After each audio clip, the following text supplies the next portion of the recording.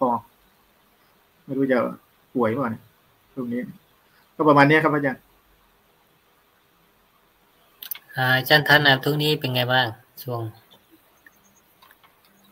นมัสการพระอาจารย์นะคะสวัสดีอาจารย์วรากรค่ะแล้วก็สวัสดีท่านผู้ชมทุกท่านนะคะที่อยู่ที่บ้านนะคะพระอาจารย์ก็คืออาทิตย์ที่แล้วอะค่ะโหงานเรียกว่ามาพร้อมกันทีเดียวค่ะ3 วันเนี่ยค่ะประมาณ3-4 งานชนกันเลยค่ะเริ่มจากประเพณีนะคะแถวเขาเรียกว่าวัฒนธรรมอะค่ะหมู่บ้านก็มีงานจัดงานอย่างที่บอกว่างานตำข้าวเม่า100 ปีนะคะซึ่งเป็นการอนุรักษ์วัฒนธรรมในประเพณีในหมู่บ้านนะคะในจังหวัดด้วยอะค่ะไม่ว่าจะเป็นเรื่องของการเอาข้าวที่บอกนะคะว่าช่วงนี้เป็นช่วงเกี่ยวข้าวใช่ไหมคะก็เป็นการเอาข้าวที่เก็บเกี่ยวมาใหม่ๆค่ะมาตำเป็นข้าวเม่าให้เห็นถึงวัฒนธรรมเห็นถึงการใช้ครกกระเดื่องครกสมัยก่อนที่แบบว่าไม่ได้ใช้เขาเรียกว่าอะไรนะคะใช้ฝีมือแรงงานของชาวนาของชุมชนจริงๆอะค่ะในการทำข้าวเม่าค่ะแล้วก็ยังมีประเพณีที่เรียกว่านำเอาข้อมูลนำเอาวัฒนธรรมการบวชนาคค่ะสมัยก่อนแถวบ้านทันเองนะคะมีการบวชนาคโดยใช้ม้าค่ะเป็นม้าเขาเรียกว่าเหมือนม้าปลอมอะค่ะไม่ทราบว่าพระอาจารย์หรืออาจารย์วรากรเคยเห็นไหมเนาะเป็นลักษณะไม่ได้ใช้ม้าจริงนะคะแต่เป็นม้าปลอมแล้วก็มีคนแบกม้าค่ะแล้วก็โยกคือการบวชนาคค่ะมันจะเป็นประเพณีที่ดูแบบสนุกสนานแล้วก็เป็นการโยกม้าไปตามรอบโบสถ์อะค่ะเป็นการเรียกว่าเป็นอีกวัฒนธรรมหนึ่งที่ถือว่าเป็นการอนุรักษ์ยังอยู่แถวบ้านค่ะในการที่จะมีเรื่องของการบวชนาคโดยใช้คนสมัยอายุมากกว่าเกือบ70 ปีค่ะเป็นคนทำพิธีนะคะในการที่จะมาทำพิธีในการบวชนาคคือหมายถึงว่าประเพณีก่อนที่จะมีการไปบวชที่วัดอะค่ะเขาก็จะมีประเพณีขนบธรรมเนียมในการลาในการขอขมากรรมอะไรเงี้ยซึ่งแบบว่าดูแล้วก็คือเป็นการอนุรักษ์อีกอย่างหนึ่งค่ะและอีกอันหนึ่งที่ในงานก็จะมีเรื่องของการนำต้นตาลนำลูกตาลนะคะมาเฉาะมาทำให้เห็นถึงกระบวนการต่างๆซึ่งถือว่า100 ปีในกระบวนการของหมู่บ้านของแถวสุพรรณค่ะก็จะเป็นการนำวัฒนธรรมเนี่ยค่ะกลับมาย้อนยุคเนาะแล้วพออีกวันหนึ่งทันก็มีโอกาสได้ไปปฏิบัติธรรมมา1 วันค่ะที่อยุธยาค่ะของวัดระฆัง2อันนี้ก็คือเป็นการปฏิบัติกับตัวเองเนาะในเนื่องจากใกล้เป็นวันพระใช่ไหมคะก็อยู่วัดค่ะแล้วอีกอันนึงก็คือไปงานบวชจริงอีกงานบวชในประเพณีปัจจุบันเราก็ได้เห็นความแตกต่างของวัฒนธรรมการบวชในสมัยโบราณที่แล้วก็ในการบวชในสมัยปัจจุบันค่ะมันเห็นถึงความแตกต่างกันอย่างชัดเจนค่ะแล้วพอวันอาทิตย์ก็มีโอกาสที่จะได้ไปเป็นงานไหว้ครูค่ะเป็นงานไหว้ครูของสมาคมโหราแห่งประเทศไทยซึ่งอันนี้ค่ะเป็นการที่พอเราเป็นศิษย์มีครูค่ะเราก็รู้สึกว่ามันเป็นความภาคภูมิใจหรือว่าเป็นพลังอย่างนึงที่ทุกๆปีเรามีโอกาสได้กราบไหว้ครูบาอาจารย์หรือสิ่งศักดิ์สิทธิ์สิ่งดีๆที่น้อมนำทำให้เราเป็นเราในวันนี้ค่ะพระอาจารย์ก็เป็นกิจกรรมที่เรียกว่ามารัวๆพร้อมๆกันเลยค่ะก็สวัสดีอาจารย์วรรณาด้วยนะคะขอบคุณค่ะพระอาจารย์กับอาจารย์วรรณามีช่วงนี้เป็นไงบ้างค่ะตอนนี้ก็มีกิจกรรมเล็กๆน้อยๆในชุมชนก็ช่วยเหลือในชุมชนนะคะอาจารย์ชุมชนมีสิ่งหนึ่งสิ่งใดก็เป็นที่ปรึกษาบ้างประชาสัมพันธ์ให้ความช่วยเหลือเล็กๆน้อยๆแต่ในส่วนของการสอนวันนี้ก็ลงไปรู้สึกว่าเราเก็ตกับงานที่เราได้อ่านได้ฟังอยู่บ่อยๆเนาะเรื่องจารวาสอาจารย์เราอาจจะใช้คำพูดของจารวาสมาพูดสักนิดนึงนะคะวันนี้บอกว่ามันเก็ตอะไรนะทำไมเราเก็ตตรงนี้จังเลยอ่ะเพราะเราเคยตั้งคำถามเหมือนกันนะว่ามันมาได้ยังไงอ่ะนะคะชีวิตมาได้ยังไงอ่ะมันเก็ตขึ้นมาทันทีแล้วในหลักปฏิจจสมุปบาทมันเกิดจากเหตุปัจจัยตรงนี้เองแต่ตรงนี้ต้องอธิบายให้เป็นภาษาแล้วเข้าใจได้ว่าเหตุปัจจัยตรงนี้แหละตัวที่ทำให้เราเคลื่อนไหวอ่ะและตรงนี้เลยรู้สึกว่าวันนี้เราเก็ตมากเลยนะคะแล้วได้ไปถ่ายทอดให้กับนักศึกษาก็พยายามย้ำเนาะบางคนก็อาจจะงงอ่ะอาจารย์ มันงงอ่ะแต่บางคนบอกพยักหน้านี่เรารู้สึกดีใจจังเลยที่เด็กพยักหน้าได้อ่ะนะคะว่าอ๋อเพราะคราวที่แล้วเขาตั้งข้อสงสัยไงอาจารย์แล้วมันมาจากไหนอ่ะเราก็ได้แต่คำตอบว่าเดี๋ยวให้ตั้งเป็นคำถามไว้แต่จริงๆน่ะเรารู้อยู่แล้วนะแต่เรายังไม่สามารถจะอธิบายได้อ่ะแต่วันนี้เรารู้สึกว่าเราอธิบายได้ว่าอ๋อทันทีอ่ะนะคะเดี๋ยวดูว่าจะมีตัวเชื่อมโยงไปหาวิธีการที่จะให้เห็นว่าตัวเคลื่อนไหวนี่มันมาจากไหนนะคะค่ะพระอาจารย์ ใช้เก็ตตัวนี้ก่อนนะคะครับอาจารย์วรกรจะได้ประรุปเรื่องนี้ก่อนแล้วกันอาจารย์เรื่อง159อาจารย์วรกรมองเรื่องนี้ไงบ้างเรื่องนี้มันสั้นนิดเดียวนะแต่ว่าเป็นเรื่องของพระเจ้าประเสนที่โกศลนะไปลบแล้วรู้สึกแกชนะ3 ครั้งเนี่ยในอ่านแล้วไม่ค่อยเข้าใจนะรู้สึกจะชนะ3 ครั้งหรือแพ้3 ครั้งไม่แน่ใจชนะ3 ครั้งนี่พอครั้งที่3แพ้ครั้งที่4แพ้หรือไงนี่แหละแล้วแกก็แพ้3 ครั้งค่ะแพ้3 ครั้งในครั้งที่3ก็แพ้อีกใช่ไหมทีนี้เนี่ยคือจำนวนภาษาที่เขาแปลมันดูยากนะ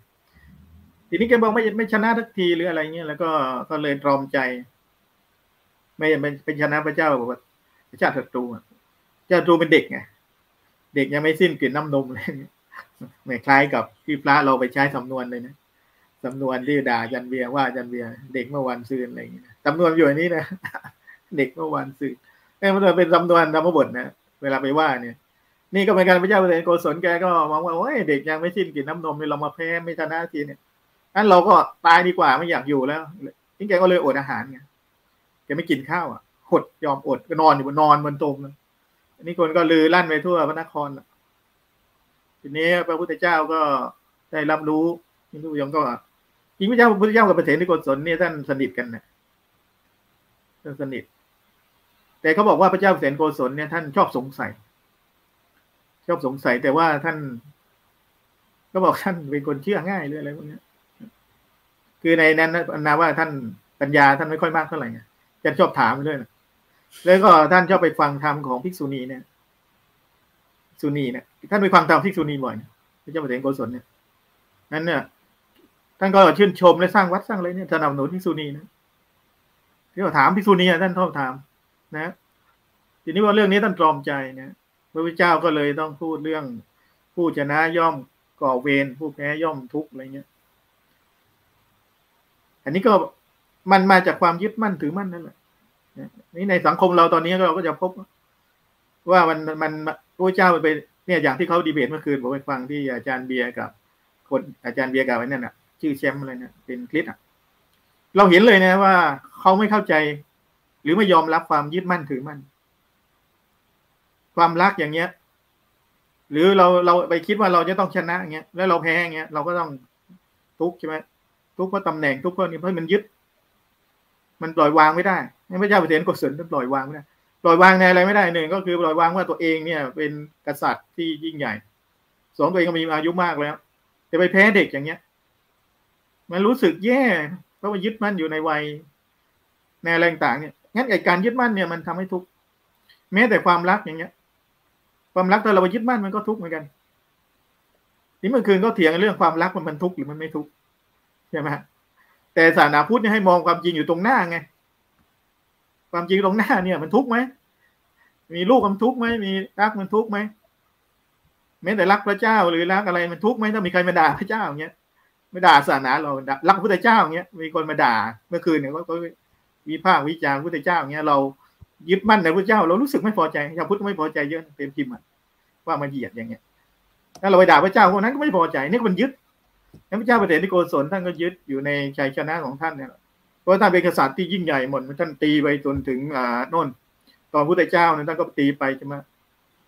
เมืองกบิลพัสอะไรพวกเนี้ยพระเจ้าปีมิสารนี้สู้กันเนี่ยนี่ยิ่งใหญ่มาทีนี้พอมาแพ้เด็กอย่างเงี้ยโอ้โหมันแย่เลยนะจิตวิญญาณมันตรอมเลยนอนตรอมใจอยู่บนเตียงนั่นน่ะบนทมนอนไม่เอาอะไรแล้วอย่างเงี้ยนี่เขาเรียกว่าความยึดมั่นนี่พอเราอ่านไปก็เห็นเลยนะทีนี้ผมเนี่ยก็ไข้ควรตัวเองนะอย่างตอนเนี้ยร่างกายมันก็แก่ลงใช่ไหมเราไปทำงานเนี่ยที่เพิ่งกลับมาเนี่ยหน้าดำเข้มเข้มไป ไอเด็กมันเหนื่อยมันนั่งต้องเหนื่อยเด็กก็มาบอกอาจารย์มาอาจารย์ไม่ทำอะไรเลยมันยืนดูอย่างเงี้ยเด็กมันพูดเล่นหยอกไงมันหยอกถ้าเรายึดมันว่าแหมเด็กนี่มันไม่รู้จักที่ต่ำที่สูงเราก็ทุกข์ใช่ไหมผมก็ไม่อะไรผมก็เล่นกับมันนั่นแหละคือเราไม่ยึดไม่ถืออะไรแต่เมื่อก่อนไม่ได้นะกันมันเธอพูดแบบเล่นไม่ได้ไงแต่ตอนนี้ใครจะพูดอะไรก็พูดแล้วนี่คนอื่นพอมาได้ยินอ้าวเดี๋ยวรับไม่ได้อะไรเงี้ยเห็นไหมคือเราไม่ยึดแล้วอ่ะอะไรก็เอาไปเลยแต่ว่าไอ้ความเหนื่อยทางจิตวิญญาณมันก็มีนะพอกลับมาบ้านเนี่ยมันรู้สึกว่าเราอยู่ไปเพื่ออะไรวะเนี่ยนี่ก็แก่แล้วก็ไม่มีอะไรเลยอยู่ไปวันๆก็วนไปวนมาอยู่แค่เนี้ยไปสอนกลับมาวนอยู่แค่เนี้ยมันก็เลยรู้สึกเหนื่อยก็เลยใกล้กลวนตัวเองว่าจิตวิญญาณเราไม่เข้มแข็งร่างกายก็อ่อนแอนะจิตวิญญาณไม่เข้มแข็งทีนี้มันไม่เข้มแข็งเพราะอะไรเหมือนพระเจ้าอุเทนนิโกสงฆ์แกก็ฟังธรรมจากพระพุทธเจ้าเลยแต่จิตวิญญาณแพ้เด็กแค่นั้นท่านถึงขั้นตรอมใจนะใช่ไหมแล้วอยู่ใกล้พระพุทธเจ้านะไปฟังธรรมไปอะไรทำบุญเยอะแยะหมดนางมาริกาก็เทศในฟังทุกวันนะพระเจ้านางมาริกาเป็นนักเทศนะเทศให้พระเจ้าอุเทนนิโกสงฆ์ฟังทุกวันนะเทศจนได้ลูกเป็นนักเทศนะศรีมาลาเทวีลูกหญิงที่พระเจ้าอุเทนนิโกสงฆ์ไม่พอใจมากที่ไปหาพระพุทธเจ้าว่าเนี่ยได้ลูกมาลูกสาวโอ้ยเสียใจอยากได้ลูกชายไงมีเมียเพิ่มไปเรื่อย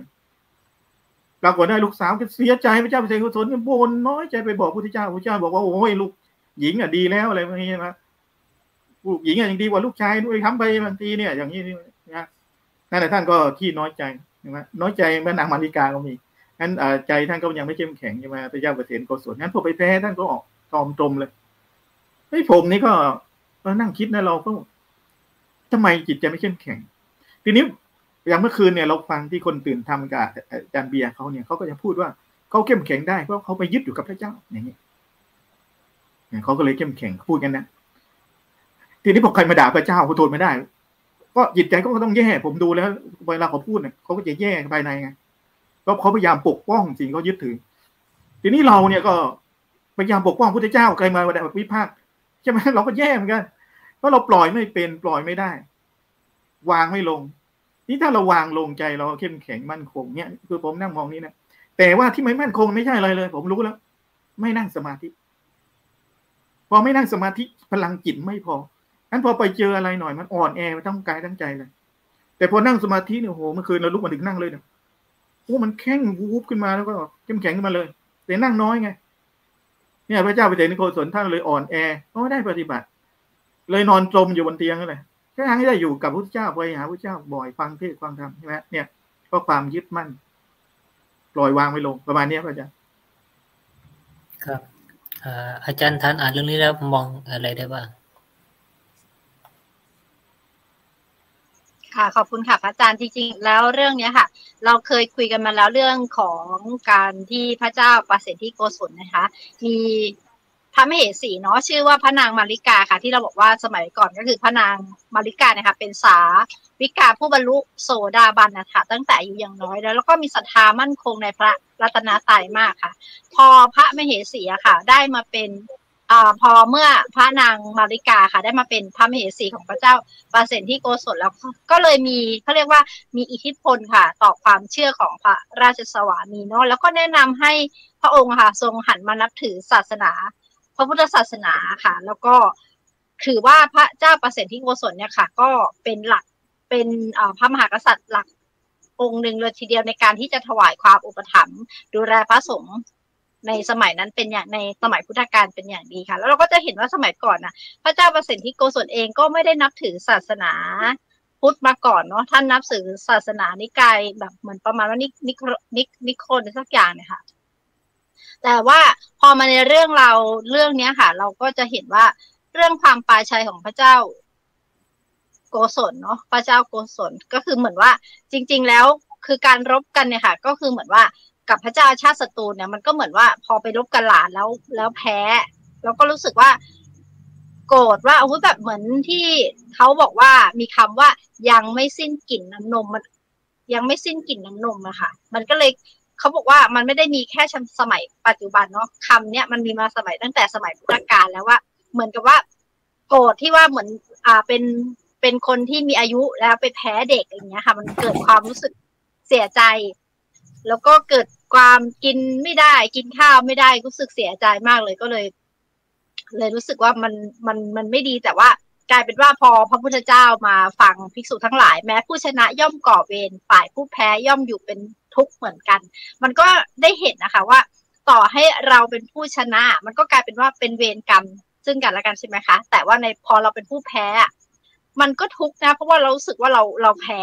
แต่การที่จะแบบว่าอยู่เฉยๆอาจจะไม่แพ้ไม่ชนะแต่มันจะมีความสุขได้เหมือนกันมันลักษณะคือมันลักษณะของเรื่องนี้ค่ะมันสั้นมากแต่ว่ามันให้ข้อมูลอะไรที่แบบว่าจริงๆแล้วถ้าเข้าไปในเนื้อหาค่ะมันค่อนข้างที่จะมีเนื้อหาที่ค่อนข้างที่จะลึกซึ้งในคำพูดใ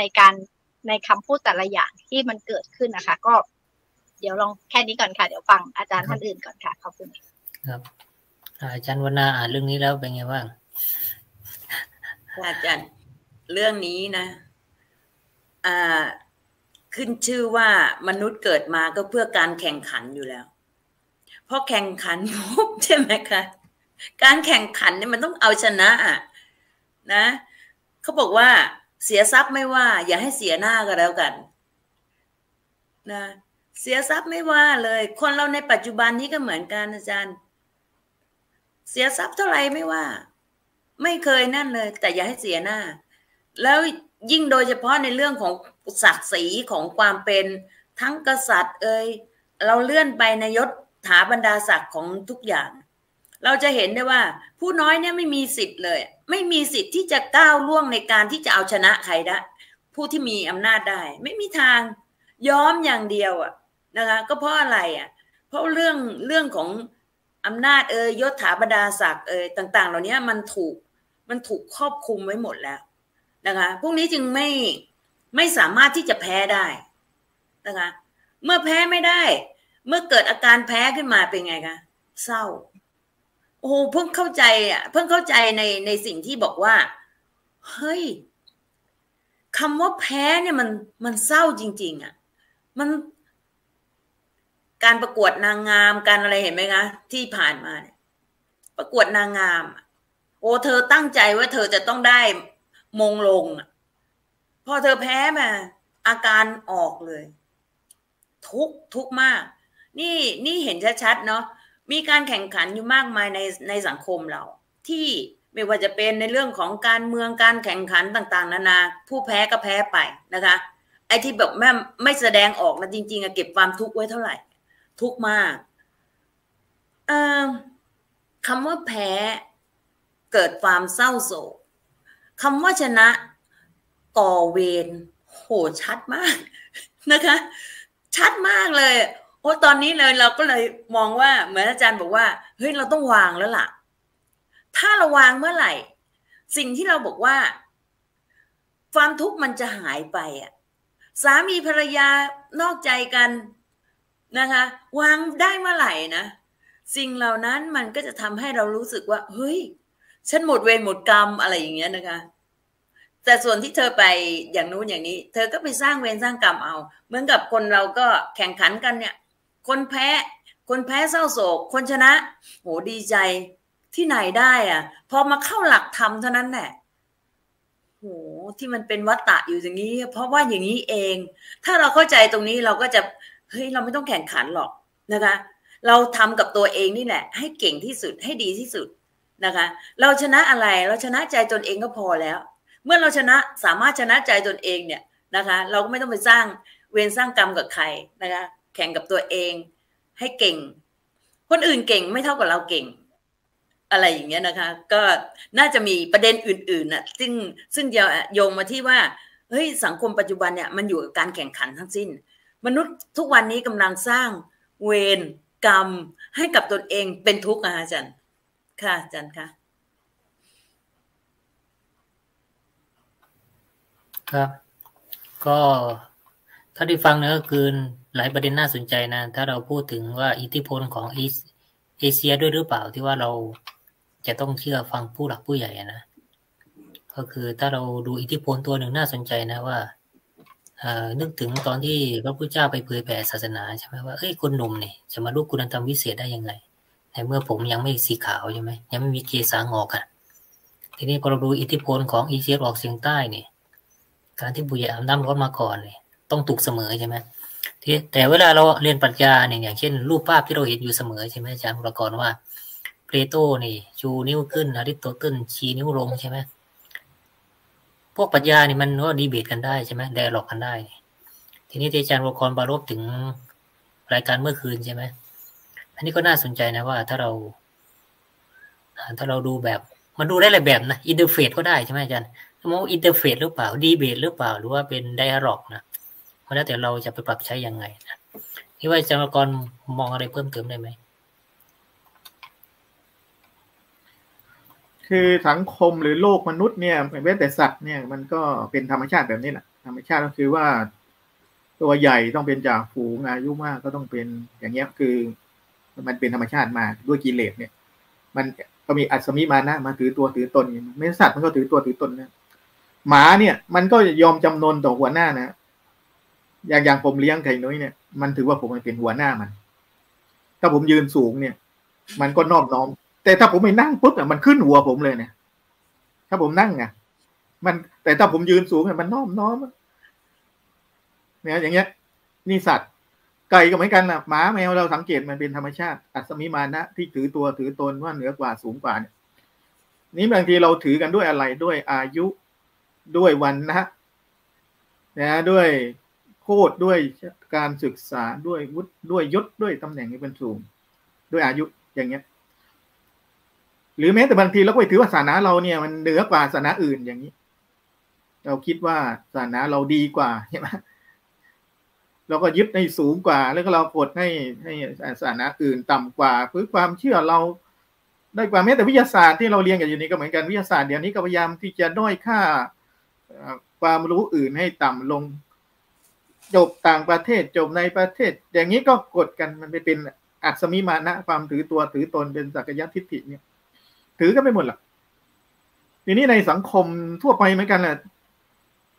มันต้องมีแนวคิดที่มาทำให้คนเท่ากันอย่างนี้อย่างในฝรั่งเนี่ยตะวันตกมันเมื่อก่อนมันไม่เท่าใช่ไหมทีนี้พอแนวคิดไอ้เสรีนิยมมนุษยนิยมมนุษยธรรมมันมาเนี่ยมันทำให้มนุษย์มันเท่ากันทีนี้ตอนนี้เขาไม่ได้ไปแค่มนุษย์แล้วเขามองว่าสัตว์ก็เท่ากับมนุษย์มันเป็นชีวิตหนึ่งเหมือนกันพระพุทธเจ้าท่านก็มองสรรพสัตว์เหมือนกันใช่ไหมแม้แต่นิ้วมือที่เขาทำเนี่ยเท่ากันหมดของพระพุทธเจ้าเนี่ยมองเท่ากันหมดมันเสมอเหมือนเท้าก็เสมออย่างนี้มันเท่ากันนี่คือพระพุทธเจ้ามันจะมองให้ต่างจากคนอื่นนี่พระพุทธเจ้าเนี่ยก็เหมือนกันตอนไปโปรดที่บ้านโปรดพุทธมารดาใช่ไหมโอ้ยก็โดนไม่ยอมรับไอ้เป็นเด็กเมื่อวันซืนอะไรเหมือนกันเลยเหมือนนี่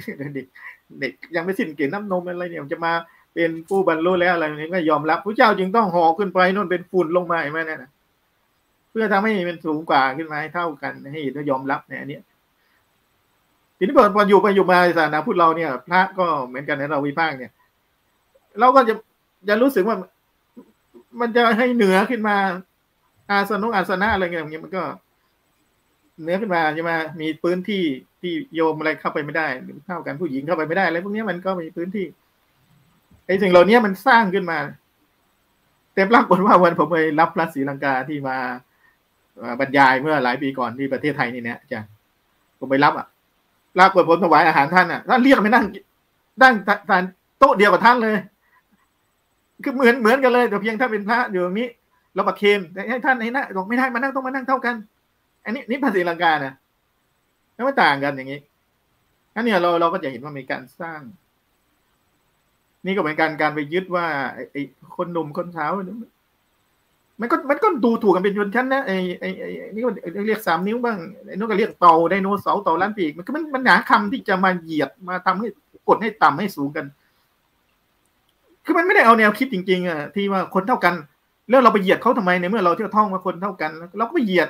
คนแก่ให้ต่ำลงเหมือนกันเนี่ยใช่ไหมคือมันไม่ได้เอามาใช้ไงเนี่ยมันเป็นปัญหาในเชิงไม่ใช่เชิงโครงสร้างทางสังคมเนี่ยมันเป็นเชิงโครงสร้างของจิตใจที่เรียกว่าเนี่ยแหละมันเลยต้องพัฒนาไปตามลำดับใช่ไหมลาสักยะทิฏฐิศีลปัตตปามาสใช่ไหมอันนี้เป็นโสดาบันนะเป็นไล่อะไรเนี้ยต้องไล่สักยะทิฏฐิก่อนดิใช่ไหมต้องไม่ถือตัวไม่ถือตนไม่เห็นผิดยึดถืออย่างนี้แล้วก็ถือศีลถืออะไรมันศีลไม่ใช่ศีลเพื่อเหนือคนอื่นแต่ศีลเพื่อที่จะให้ลดละ กิเลสตัณหาต่างๆอย่างเงี้ยมันเป็นอย่างนี้ทีนี้พอแบบเนี้ยอย่างเมื่อคืนที่ไปฟังกันเหมือนกันเขาก็ไม่พยายามที่จะไปพูดให้มันผิดพยายามไปเบี่ยงคำที่มันไม่ตรงแล้วไปเหยียดทำให้ด้อยลงเงี้ยแต่ผมชื่นชมอาจารย์เบียร์นะแกไม่ทำอันนี้เราต้องชื่นชมแต่เราก็จะไปโจมตีว่าไอ้คนนั้นก็ไม่ดีก็ไม่ได้เพราะว่านั่นก็เป็นนิสัยของเขาหรือบุคลิกเขาเป็นงั้นคนไม่เหมือนกันไม่ค่อยๆพัฒนาทีนี้การที่เราจะไปว่าศาสนานั้นดีศาสนานี้ไม่ดีเนี่ยมันดีมาทุกศาสนาแล้วก็พัฒนามา 2,000 ปี 2,500 ปีถูกโจมตีถูกวิเคราะห์ถูกวิพากษ์ก็ยังรักษาคำสอนไม่ได้ประเด็นปัญหาไม่ได้อยู่ที่คำสอนหรอกอยู่ที่ตัวบุคคลที่มาพูดคำสอนนั่นแหละมิวแค่นั้นแหละคำสอนมันก็พัฒนามันถูกโจมตีมันถูกป้องกันมันถูกจัดเอาออกเอาเข้ามันเยอะมาแล้วล่ะนี่เหมือนกันผมว่าเราก็ให้เห็นว่าปัจจุบันเนี่ยเราก็อย่าไปคิดว่าใครเหนือกว่าใครต่ำกว่าเราไม่งั้นเราสร้างจนชั้นทางจิตวิญญาณขึ้นมาเยอะๆไปหมดชั้นทางจิตใจนะจนกระทั่งทุกพอไปเด็กไม่ไหวทุกไปทำไมดูเหมือนเราไม่มีตัวตนทุกกลับมานะอย่างเงี้ยไม่ต้องมีแพ้ไม่ต้องมีพยัญชนะผมเนี่ยไม่รู้เป็นมาจากไหนนะคือเวลาให้ลงเล่นฟุตบอลเมื่อก่อนเนี่ยผมไม่ได้คิดจะเล่นเพื่อแพ้เพื่อชนะเล่นเพื่อสนุกคือแพ้ชนะช่างมันเพื่อสนุกเอาสนุกเล่นอย่างเดียวปรากฏเขาไม่ให้เข้าไปเล่นด้วยเพราะเราเล่นไม่เก่งแพ้ตลอดคือผมเนี่ยไม่ยอมไม่ค่อยจะชอบการแข่งขันไงชนะแพ้เนี่ยผมก็ชอบเท่าไหร่นี่ก็เหมือนที่ต้องไปจัดเนี่ยก็ลำบากใจอีกนะเดี๋ยวเด็กแพ้เด็กชนะมันร้องห่มร้องไห้อะไรพวกนี้แล้วก็มีประท้วงกันอีกเราก็ไม่อยากจัดแต่ว่าไม่จัดก็ไม่ได้มันก็ต้องทำให้มีกิจกรรมในประมาณนี้ครับอาจารย์ครับก็ถือว่าน่าสนใจนะถ้าเราเห็นในยุคปัจจุบันของเราเหมือนกันสถานการณ์ของโลกก็เกิดเหตุทางการใช้วิวาทะหรือวาทะเนี่ยวิวาทนะไอ้วิวาทยังไม่เท่าไหร่นะเพราะเราใช้ตัวคำพูดคำจาใช่ไหมใช้เหตุใช้ผลใครเชื่อไม่เชื่อก็แล้วแต่ไปในสังคมเรานะแต่ตัวที่ใช้กำลังประทุษร้ายนี่แหละกรณีของพระเจ้าโกศลก็น่าสนใจนะใช้กำลังแต่ถ้าใช้เหตุใช้ผลกันก็คือเลือกแล้วกันไปใช่ไหม อาจารย์โรนามีอะไรเพิ่มเติมไหมเนาะเรามองได้ทั้งสองแบบเลยเนาะการที่จะให้เกิดการแข่งขันกันด้วยอาวุธด้วยกำลังนะคะอันนี้เราก็จะเห็นอยู่แล้วว่าลักษณะของการชนะด้วยเรื่องของสงครามการใช้อาวุธอันนี้เราจะเห็นชัดของความพ่ายแพ้ของการเอาชนะแล้วท้ายที่สุดทั้งสองอย่างก็สูญเสียทั้งผู้แพ้แล้วก็ผู้ชนะนะคะสูญเสียทั้งหมดเลยถามว่าผู้ชนะสูญเสียไหมก็สูญเสียเพราะต้องยอมทุกอย่างเพื่อที่จะลงทุนเพื่อเอาชนะเขานะคะแต่อีกส่วนหนึ่งอาจารย์ถ้าเราจะใช้วิธีการใช้วาจาเพื่อห้ามหันเมื่อสมัยก่อนมีการโต้วาทีใช่ไหมคะตั้งประเด็นขึ้นมาหญิงกับชายคนไหนดีกว่ากันฝ่ายหนึ่งก็เป็นฝ่ายชายอีกฝ่ายนึงก็เป็นฝ่ายหญิงทีนี้ทั้งสองฝ่ายจะต้องใช้วาจาจะมีเหตุผลแบบไหนที่จะให้โน้มน้าวเข้าไปสู่ความเห็นพ้องไปด้วยว่าเกิดเป็นหญิงดีกว่าเกิดเป็นชายอะไรอย่างเงี้ยการใช้วาจาตรงเนี้ยมันอยู่ที่การใช้เหตุผลอย่างเมื่อคืนเนี้ยเราดูนะมันก็เป็นหัวข้อที่เราสนใจกันอยู่แล้วใช่ไหมคะว่าเราจะมีวิธีการอย่างไรเฮ้ยเราไม่เชื่อเรื่องพระเจ้าอะไรอย่างเงี้ยใช่ไหมคะโดยเฉพาะอย่างเราบอกว่าเทวนิยมกับเทวนิยมในส่วนที่เรามีความเชื่ออยู่ในใจของเราอยู่แล้วแต่เราจะไม่มีวิธีการที่จะไปพูดนะคะได้ฉับไวได้เฉียบคมแบบนี้เราเห็นลักษณะการโต้แย้งด้วยวาจาของทั้งสองฝ่ายว่าวิธีการแบบนี้ผู้ที่อยู่ในฝ่ายของเชื่อพระเจ้านะคะในส่วนนี้เขาก็พยายามที่จะหาเหตุผลแต่เราเห็นสีหน้าหรืออะไรอย่างเงี้ยเราก็นับถือในการให้เหตุผลของเขาที่จะพยายามใช้ภาษาให้ทุกคนได้เห็นพ้องนะคะ ส่วนของเรามันฝ่ายพุทธหรืออะไรอย่างเงี้ยจำนวนมันมากการใช้วาจาที่เขียนลงเป็นภาษาที่ใส่ลงไปในข้อมูลต่างๆเนี่ยนะคะเราก็รู้อยู่แล้วมันเป็นการตีลบออกไปแล้วนะคะแต่เราเห็นผู้ที่ใช้วาจาของอาจารย์เบียร์ที่คนตื่นทำอ่ะซึ่งเราเห็นไหวพริบปฏิภาณไหวพริบปฏิภาณในการเก็บข้อมูลที่จะใช้การโต้วาทะซึ่งกันและกันซึ่งไม่ใช่เป็นการ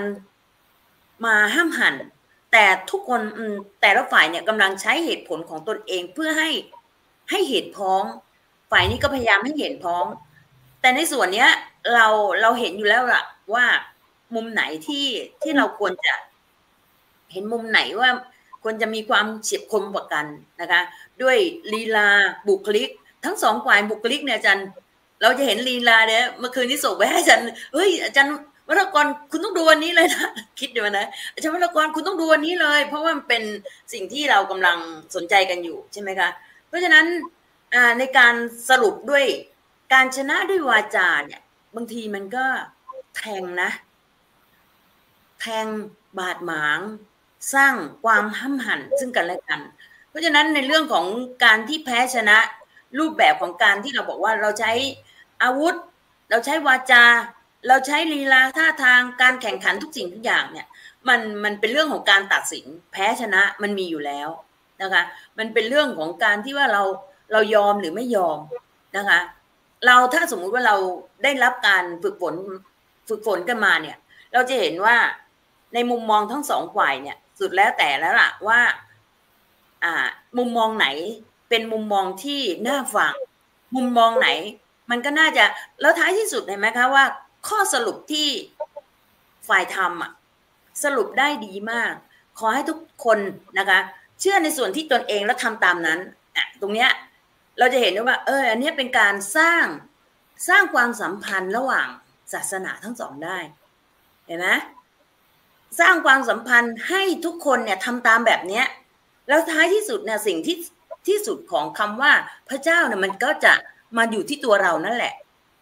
ที่ตัวเราที่จะต้องปฏิบัติตามทำดีตามนี้ไม่ผิดออกไปจาก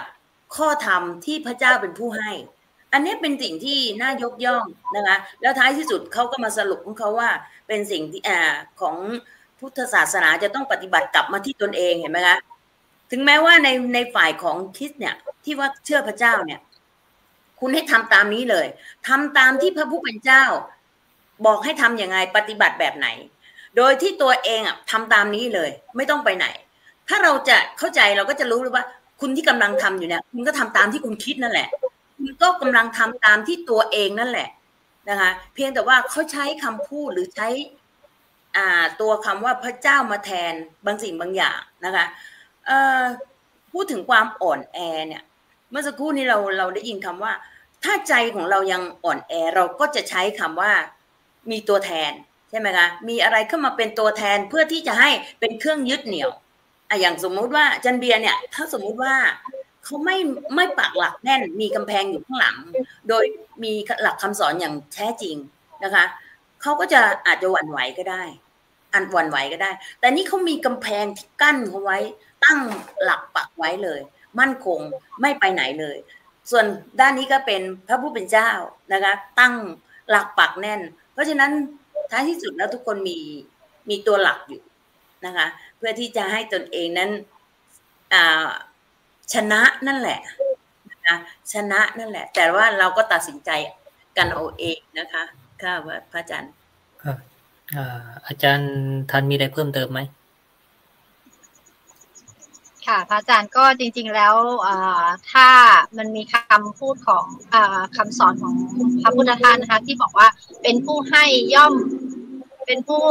ผู้ที่ยอมให้นั่นแหละคือผู้ที่ชนะบุคคลอื่นชนะตัวเองชนะกิเลสถ้าตัวกูกับตัวกูลุกขึ้นมากัดกันก็คือทำร้ายกันทุกฝ่ายค่ะอันนี้ค่ะแล้วเมื่อกี้ก็ได้เห็นได้ยินอาจารย์วรรณาพูดถึงเรื่องสมัยก่อนเนาะว่าเราจะมีเรื่องของการเขาเรียกอะไรคะใช้การคำพูดอะค่ะที่เป็นโต้วาทีเนาะจริงๆค่ะพอตอนนั้นอะในสมัย สมัยหลายปีหลายสิบปีก่อนการโต้วาทีถือว่าเป็นอีกกิจกรรมหนึ่งที่ถือว่าอยู่ในการกิจกรรมที่ดีอันหนึ่งอะค่ะแต่ว่าถ้าสมมติว่าเราได้โจทย์ที่อันไหนมาเนี่ยสมมติเป็นฝ่ายดีฝ่ายแพ้กับฝ่ายชนะค่ะคือพอเราได้โจทย์มาปุ๊บอะเราก็ต้องหาเขาเรียกอะไรหาจุดยืนหาคำสำคัญหรือหาทำอย่างไรก็ได้ให้คำหรือให้โจทย์นั้นของเราอะค่ะสามารถชนะอีกฝั่งนึงได้อะอันเนี้ยมันก็ทำให้เราเองอาจจะได้ทั้งหาทั้งข้อดีและหาทั้งข้อเสียแต่ว่าส่วนใหญ่เราก็ต้องหาข้อดีเนาะต่อให้เราบอกว่าเราจะเป็นได้โจทย์คำว่าผู้แพ้ก็ตามเราก็ต้องหาผู้แพ้ว่ามันดียังไงดีกว่าผู้ชนะยังไงมันอาจจะดีว่าโอเคมันดีคือใจเราสงบใจเราสบายก็ปล่อยให้คุณชนะไปอะไรอย่างนี้ค่ะแต่ถ้าในกรณีที่เป็นผู้ชนะก็ต้องก็ดีสิก็ฉันเป็นผู้ชนะฉันก็ได้ที่1ฉันก็ได้รางวัลมันคือโจทย์ที่ถูกให้มาในการที่จะทำให้แพ้หรือชนะแต่พอที่อาจารย์ทั้งสองท่านพูดถึงว่าคนตื่นทำแล้วจริงๆทันไม่ได้มีโอกาสที่จะได้ฟังอะไรแต่ว่าทุกครั้งที่มีการเปิดอินเทอร์เน็ตอะค่ะภาพข่าวอะพอพูดถึงคนชื่อแชมป์หรืออะไรอย่างเงี้ยมันก็วันนี้ก็มีโอกาสได้เห็นแค่พาดหัวข่าวว่ามีการปะทะมีการคุยกันมีการดีเบตกันแล้วมันให้ผลอะไรยังไงแต่ไม่ได้เข้าไปอ่านเนื้อหาคือเอาจริงๆก็ไม่รู้ว่ามันคือเกิดอะไรขึ้นแต่ว่ามันเห็นภาพข่าวเหล่านี้ในการที่จะเหมือนกับตอนนี้ค่ะข่าวค่อนข้างที่จะเกี่ยวกับเรื่องราวเหล่านี้คือเหมือนว่าเอาอาจารย์ตื่นทำนะคะมาออกมันก็คือเหมือนมีโพสต์มีหน้าฟีดอะขึ้นมาตลอดอย่างเงี้ยเราก็ไม่รู้ว่าจริงๆแล้วถ้าสมมุติว่าเราก็เห็นอีกหลายมุมมองนะว่ามีพระหลายรูปที่บางทีก็ไม่เห็นด้วยหรืออาจจะเห็นด้วยในหลักการนี้ก็ตามอะค่ะแต่ว่ามันก็มี2แง่2งามเราก็ไม่แน่ใจว่าหมายความว่าคือณตอนเนี้ยในเรื่องของการสื่อข่าวการใช้ข่าวคนดังหรือคนที่แบบกำลังมีกระแสเข้ามาพูดอะค่ะมันก็เลยทำให้สังคมเราอะเกาะฟังหรือว่าชื่นชมหรือว่าเข้าไปเขาเรียกอะไรเข้าไปฟังเข้าไปจับอยู่ณตรงนั้นก็เลยเหมือนว่าข่าวมันก็เลยฟีดมาเยอะแต่ว่าในความเป็นจริงแล้วอ่ะถ้าเกิดสมมติว่าในฐานะที่เราเป็นพระพุทธศาสนาเรามีพระป่าพระที่ปฏิบัติพระสายกรรมฐานที่ท่านเองไม่ได้ออกมาพูดเรื่องราวเหล่านี้ค่ะเราก็มองเห็นว่าท่านเองอาจจะเห็นด้วยหรือไม่เห็นด้วยก็ตามแต่ว่าการนิ่งหรือการที่อยู่กับในส่วนของตนเองอ่ะมันก็หนึ่งคือไม่เสียหายคือเหมือนว่าถ้าเกิดออกมาพูดแล้วมันถูกกระแสโจมตีอะไรเงี้ยมันก็อาจจะเสียหายได้เพราะว่าตอนเนี้ยคือเหมือนว่าถ้าฝั่งใครที่ดูแบบเป็นกระแสเราไปขัดหรือว่าเราไปแย้งอะไรที่บางทีมันอาจจะไม่ได้เป็นสิ่งที่ผิดแต่ว่ามันอาจจะผิดช่วงเวลาไปนิดนึงมันก็กลายเป็นทำให้เสียหายได้เงี้ยเราก็มองได้หลายทางค่ะก็ไม่ได้ตำหนิไม่ได้วิจารณ์ฝ่ายใดฝ่ายหนึ่งแต่ว่าแค่มองถึงความเห็นในเรื่องที่เห็นกระแสข่าวในตอนนี้เท่านั้นเองว่าหลายๆเรื่องที่มันเกิดขึ้นถ้าเกิดสมมติว่าไม่ได้มีสื่อเข้าไปตีให้รู้สึกว่ามันน่าสนใจอะไรเงี้ยคนอาจจะไม่รู้จักหรือว่าไม่ได้เข้าไปสนใจแค่นั้นเองแต่ว่าถ้าพูดในเรื่องของธรรมบทเนี่ยค่ะเราก็จะเห็นว่าหลายๆอย่างเนาะอย่างที่เราบอกว่าพอเรามีตัวครูของครูมีความเป็นตัวเราขึ้นมาเนี่ยบางครั้งเราไม่ลดทิฐิไม่ลดมานะมันก็กลายเป็นการก่อไฟหรือก็เป็นการที่จะสามารถที่จะทำให้เกิดเขาเรียกอะไรคะต้องมีผู้พอมันมีผู้แพ้มีผู้ชนะปุ๊บอะค่ะมันก็เกิดมีการแบ่งแยกฝักแบ่งแยกฝ่ายเนาะแล้วมันก็ทำให้สังคมเองค่ะอาจจะเกิดความขัดแย้งกันได้อย่างเงี้ยค่ะในมุมมองของท่านนะคะขอบคุณค่ะครับถือว่าเรื่องนี้ถ้าเราอ่านเรื่องของความปราชัยของพระเจ้าโกศลเนี่ยอาจจะมองได้หลายมุมเหมือนกันนะว่า ไปแพ้หลานเนี่ยไปแพ้หลานก็น่าสนใจนะมันก็เกี่ยวข้องกับเรื่องของจิตใจและก็ความสัมพันธ์นะถ้าเรามองเรื่องความสัมพันธ์ในครอบครัวส่วนหนึ่งก็จิตใจของระหว่างอากับหลานแล้วก็มิติหนึ่งที่น่าสนใจคือมิติของสังคมนี่แหละแน่นอนว่าอาจจะมีปัญหากันในครอบครัวในราชสกุลเป็นต้นนี่แต่ว่าสิ่งเหล่านี้มันก็ส่งผลในมิติของสังคมตามมาด้วยแล้วมันก็ส่งผลถึงบุคคลอื่นๆที่เกี่ยวข้องด้วยนะในฐานะที่ตัวเองได้รับผลแล้วล่ะความแพ้ความชนะเนี่ยแล้วก็มิติสังคมมิติความสัมพันธ์สิ่งเหล่านี้ก็ถือว่าเป็นเรื่องหนึ่งที่น่าสนใจว่าเรื่องเดียวเนี่ยมันก็เชื่อมโยงกันทีนี้อาจจะชวนสนทนาอีกประเด็นหนึ่งที่น่าสนใจว่าสุดท้ายแล้วว่าเราทำยังไงถึงจะอยู่เหนือสิ่งทั้งสองให้ได้ใช่ไหมไม่ว่าแพ้ไม่ว่าชนะทำไงให้จิตใจเรามันสงบร่มเย็นได้นะไม่เป็นไปตามกระแสนะตอนนี้กระแสเยอะมากเหมือนเราเห็นกันนะถ้าเราดูข่าวต่างประเทศเขามีสงครามถูกไทยก็ใกล้ๆเพื่อนบ้านเรานี่แหละใช่ไหมแล้วเราก็ในสังคมเราด้วยโอ้ยช่วงปลายปีนี้อาจารย์วรกรเป็นไงบ้างคือมันก็เป็นไปตามวัยด้วยนะตามอายุผมก็นั่งดูว่าเมื่อก่อนเนี่ยตอนผมมาอยู่เป็นอาจารย์ใหม่ๆเนี่ยไม่ยอมนะถ้าไม่ตรงก็ไม่ยอมเลยต้องเถียงจนชนะแหละเถียงจนกระทั่งวนอย่างนั้นแหละไม่ยอมเลยเนี่ยไอ้การที่เรามุ่งเยาวชนะเนี่ยคือเป็นมนุษย์โลกเนี่ยมันทั่วโลกเลยนะแม้แต่อเมริกามันก็ต้องเป็นหนึ่งอ่ะรัสเซียมันก็ไม่ยอมเมื่อก่อนเนี่ยนะมันก็แบ่งเป็นค่ายใช่ไหมเกิดสงครามเย็นเกิดอะไรเนี่ยญี่ปุ่นต่อมานี่ก็มุ่งอยากจะครองโลกนะก็เกิดสงครามเยอะแยะมากมายนะแม้ศาสนานี่ก็พยายามที่จะเอาชนะแล้วก็คิดว่าตัวเองเนี่ยถูกที่สุดก็พยายามครองโลกมันก็เป็นมาอย่างนี้นะนั้นไม่ว่าจะเป็นคนหรือเป็นสัตว์แม้แต่สัตว์นะ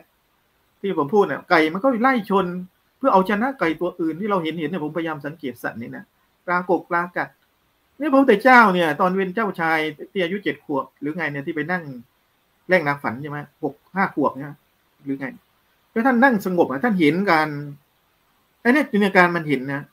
มันเห็นว่าไอ้นี่ก็สู้กันไอ้นี่ก็กัดกันมันเอามุ่งเอาชนะกันวนเป็นลูกโซ่อยู่องค์โซ่อาหารนี่ไม่จบไม่สิ้นเลย